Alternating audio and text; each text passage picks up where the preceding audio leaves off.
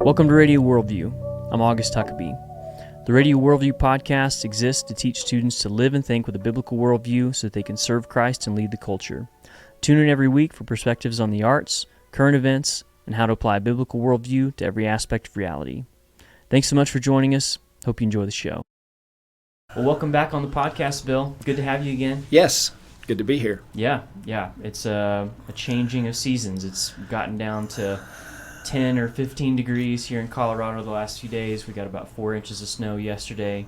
And along with that, we're in a new studio space. Yes, so if it's a winter wonderland and a new studio and a new set of questions that our students have gone out and asked in the park across the street from Canyon City High School. That's right. Yeah. So this will be our third installment of questions that we're doing. That's 5 questions your teacher doesn't want you to ask. And this will be focused on science. Is that right? Correct. 5 questions your science teacher does not want you to ask. And question number 1 is, the law of biogenesis states that life only comes from life. The law of abiogenesis says life does not come from non-life. And yet, evolution states that life arose spontaneously from dead, non-living chemicals. Okay? Yep. So, evolution breaks the law of biogenesis. Evolution breaks all kinds of laws. It's not good science. It's not even a good philosophy of science. At best, both creation and evolution are models. A model is an attempt to explain reality. Right. Think of a model train, or think of when an architect designs a building, he usually builds a model of the building to show people what the actual building will appear to be. So, at best, these are models because they're not repeatable. Neither one of them are demonstrable or testable. They can't be falsifiable. Yep. They're beyond the scope of science. Right. Sometimes we give science too much credit. Science is limited to the present. You do science right now, which then means you make predictions about the future and observations about the past. Right. So you're limited, science is limited to right now. And therefore it is one way of knowing, but it is not the only way of knowing. You cannot prove scientifically that I was here 5 seconds ago. Now, you can prove I was here 5 seconds ago with an eyewitness account or videotape, but you can't test me, repeat me 5 seconds ago right now. Okay? So science is limited in its scope, and yet we have made the assumption that science is the all-knowing, all way of knowing. Right. Yeah, and one thing that I tell students as well is that science is limited to observation. Yes. Right? You can't tie science into philosophy because that's not what it's designed to do. Right? Correct. It's not designed to tell you how you ought to live. It's just designed to tell you what is there or what's not. And so Correct. if you're not able to observe what is there, then you can't extrapolate that very well into the future or the past. Yeah, right? so it's limited to the physical as well, Right. and to the present. Yeah. So, number 1, the law of biogenesis. Evolution breaks the law of biogenesis. And it is not a philosophy of science even. Evolution is more a model.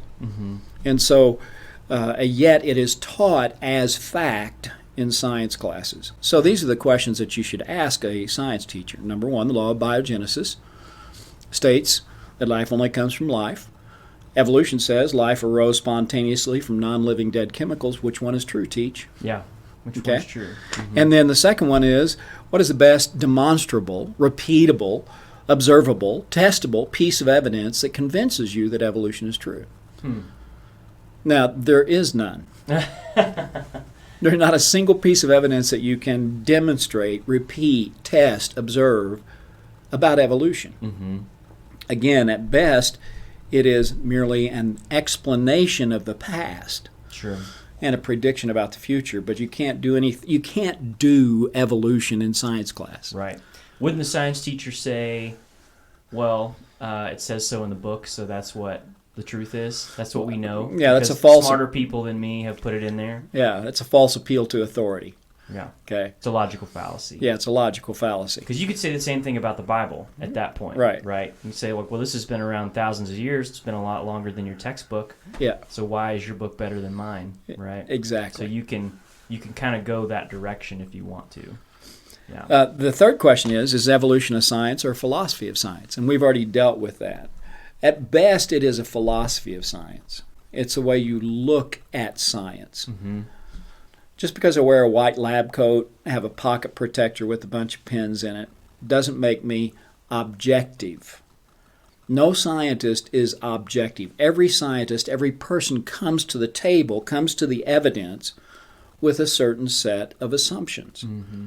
I either assume evolution is true or I assume creation is true. I assume God is or God isn't. So I have a set of assumptions when I approach the evidence. People will say, just give me the facts. Mm-hmm. I believe it was Stephen Jay Gould who was the leading evolutionist until he died. He was a Harvard prof. He said that every piece of evidence needs to be interpreted in light of theory. So it's not just the facts. It's the worldview that you bring to the facts. That's Right. important. And that's what I was going to kind of add in there is just that's what a worldview is, right? That's what a worldview is. It's your set of beliefs that you bring to any conversation, right? That are your predetermined, presupposed set of beliefs that you bring to any conversation. And so whenever you talk about science, if you have a naturalistic, what is the word that you use all the time? Secular worldview, right? You use naturalistic secular worldview, then that's going to determine how you look at the facts, okay? Right.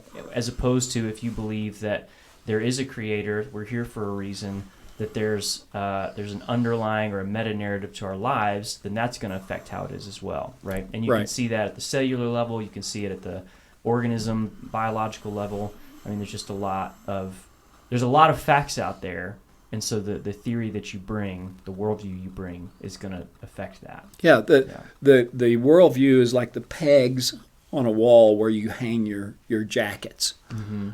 The pegs are the worldview, and the facts you hang in those different pegs, you sort your facts according to your worldview. Right. So the evolutionist and the creationist look at the same piece of evidence, and they draw mutually exclusive conclusions. Not because the evidence changes, it's because their perspective on the evidence is different. Mm-hmm. So they see things differently. Yeah. It's not just the facts. Yeah. And that's why question number 3 or 4 is evolution a fact or a model? Again, we've already covered that. It's not a fact. There's not one single fact that you can bring to the table that is repeatable, testable, demonstrable, observable, that is a fact about evolution. Right. It is a set of assumptions about how things worked in the past and therefore how things will work in the future. And then... and just to add on to that, Yeah. sorry, evolution, you have to remember, is different than adaptation. Okay, that's a big point, is that some teachers will point to adaptations within species, Right. and they'll say this is evidence of evolution. It's just on a very small scale. Well, that doesn't translate, right? That doesn't translate to evolution being true. The fact that deer look different based on what part of the U.S. they live in or what part of the world they live in, or the fact that you probably kind of think of some other Well, ones, I mean, you right? look at dogs. Yeah. You've got all kinds of breeds of dogs. In fact, we breed dogs for certain characteristics. We do that with horses as well. Mm-hmm. You've got everything from miniature ponies to draft horses. Yeah. You got everything from zebras to, palominos. Mm-hmm. But they're all within a horse kind. You can Right. only push the kind to certain limits before it breaks down. Right. You don't see what is called speciation. Mm-hmm. Okay, a dog, when you look in the fossil record, you find fossils of dogs, you find fossils of cats. Yeah. If evolution were true, you would see one turning into the other. Right. I guess you would find cogs or dats. Yeah. And you don't find any, and Right. quite frankly, dat's dat, right? Yeah. Okay. That's right.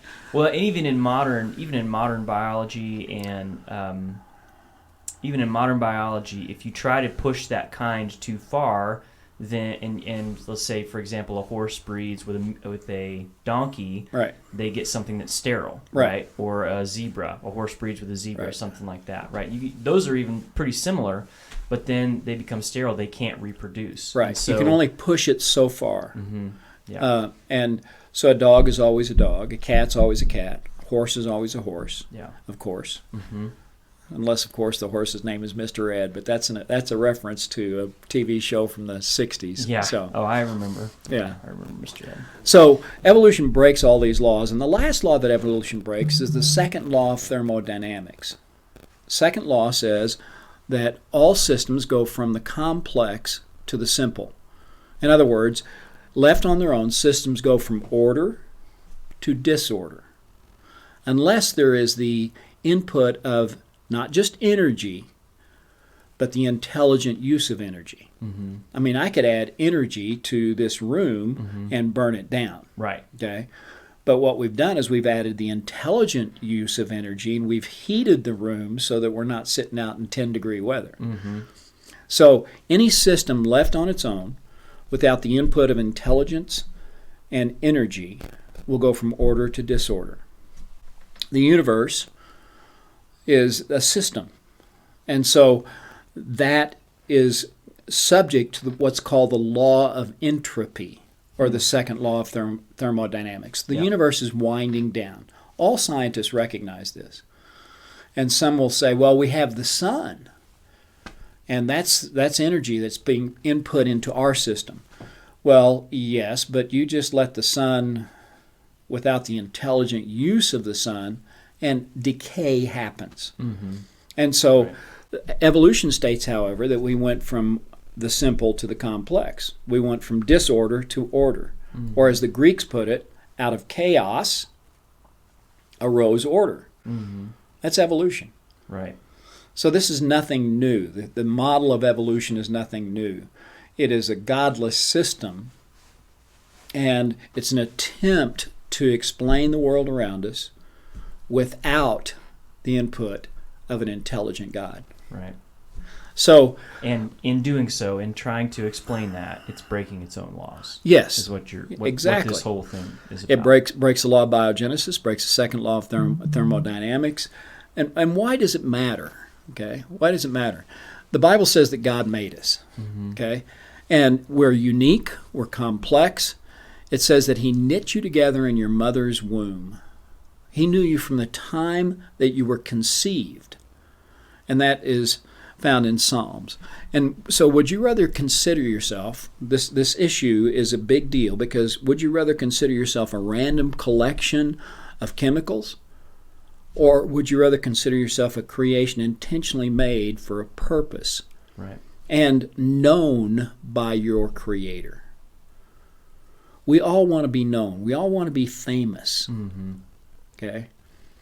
I'm going to live forever, light up the sky like a flame. I'm going to live forever, see that you remember my name. We all want that. And yet we can't be known by everybody. We can't be known and famous. Even the most famous historical characters or celebrities cannot be known by everybody. Right. But we can be known by the Creator who made us. And He has designed us uniquely with a purpose to have fellowship with Him forever. That's the importance of the creation model. But there is a purpose for everything. Otherwise, you can't even do science unless you hold to a creation model. Because if everything is random, then every experiment would result in a different set of conclusions. Mm-hmm. Right. So evolution breaks the law. The question that students need to ask science teachers is this. So why don't you teach both models of origins?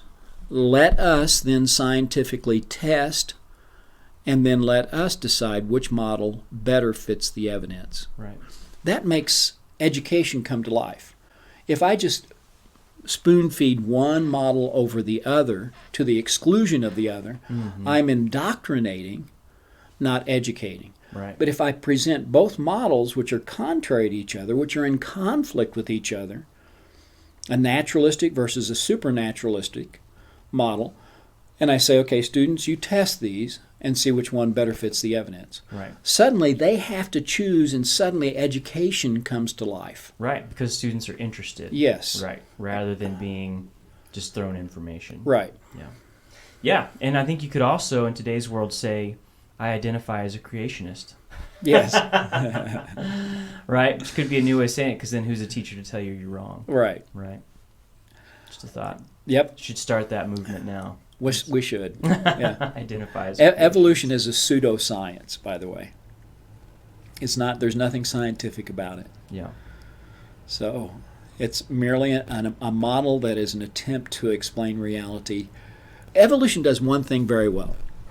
It's not good science, not a good philosophy of science, but it does one thing extremely well. It gets rid of the need for a God. Mm-hmm. Yeah. It gets rid of the need for the Creator. And that's the problem. Romans tells us that men have forgotten their Creator. Mm-hmm. It's not that men have forgotten God. They've forgotten their Creator.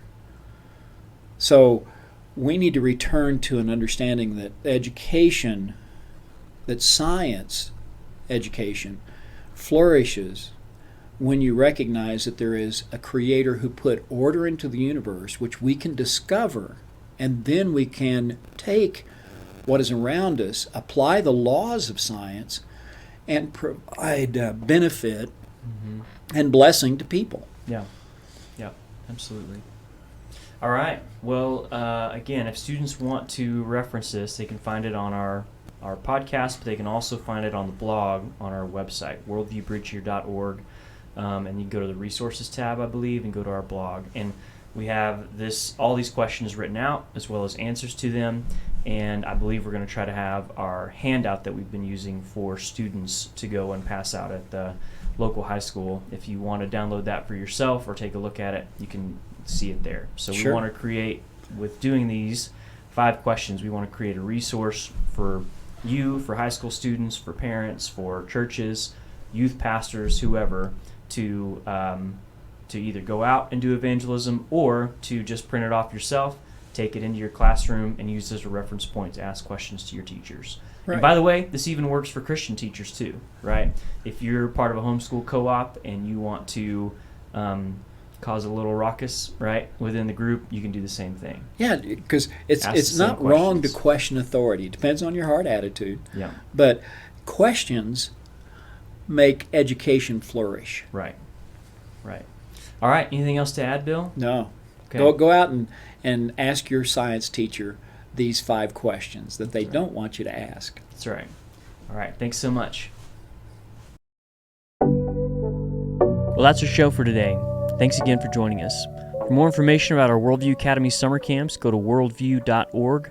And for more information about our Gap Year program for college freshman students, go to worldviewbridgeyear.com. Thanks again. Hope we'll see you soon.